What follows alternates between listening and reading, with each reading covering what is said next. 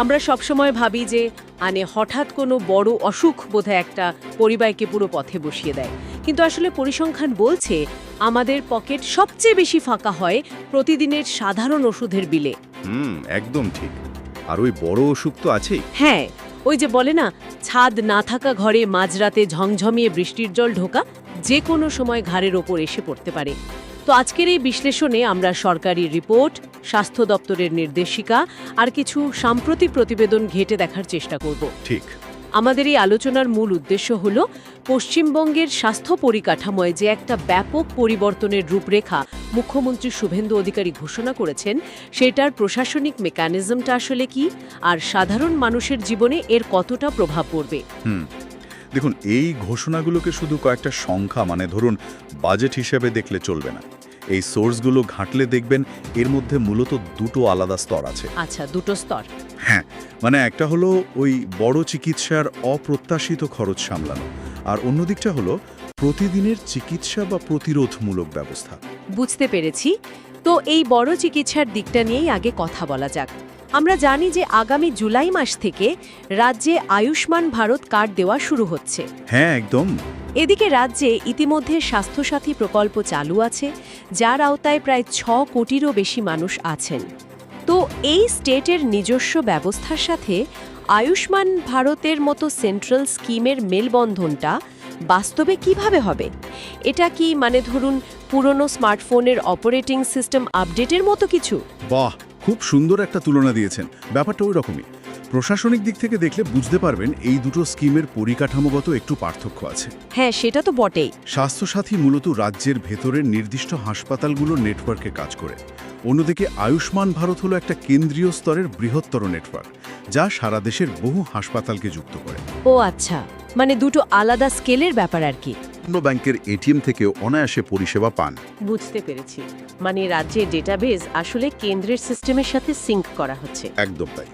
এখানে কোনো রাজনৈতিক ব্যাপার নেই, পুরোটা একটা প্রশাসনিক পরিকাঠামো।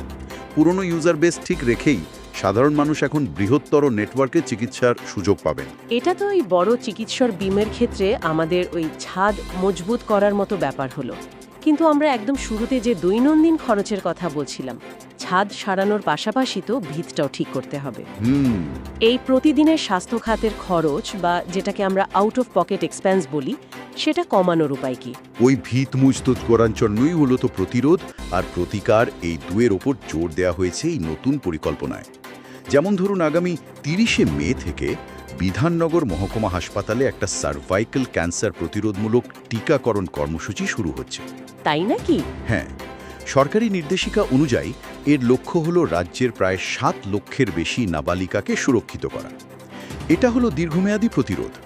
আর দৈনন্দিন খরচ কমানোর জন্য রাজ্যে 496টি নতুন প্রধানমন্ত্রী জন ঔষধি কেন্দ্র তৈরি করা হচ্ছে।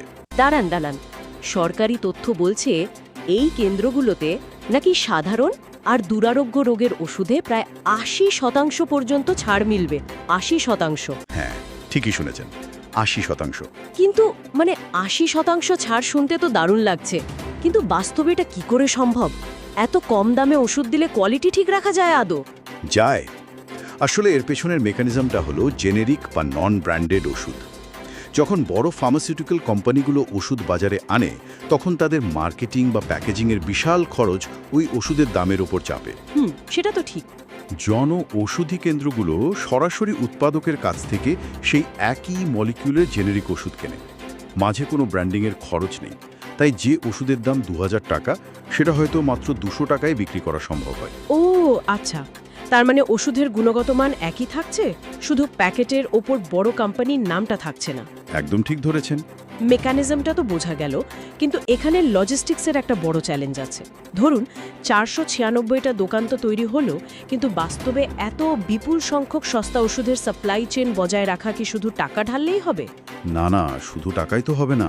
সেটাই, সাপ্লাই চেইন তো শক্ত পরিকাঠামো ছাড়া টিকবে না। একদম যুক্তিসঙ্গত প্রশ্ন।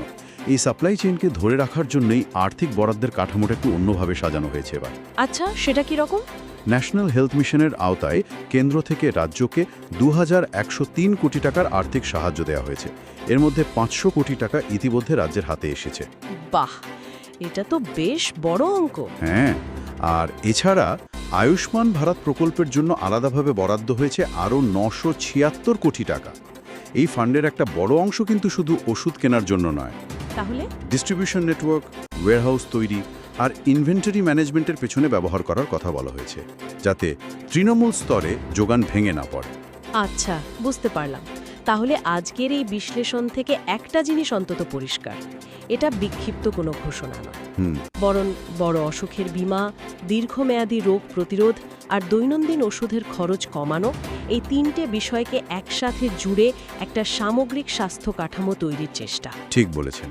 প্রশাসনিকভাবে স্টেট আর সেন্ট্রালের এই যৌথ মেকানিজম যদি সত্যিই সফল হয়, তাহলে সাধারণ মানুষের কাঁধ থেকে চিকিৎসার অর্থনৈতিক বোঝা অনেকটাই নেমে যাবে।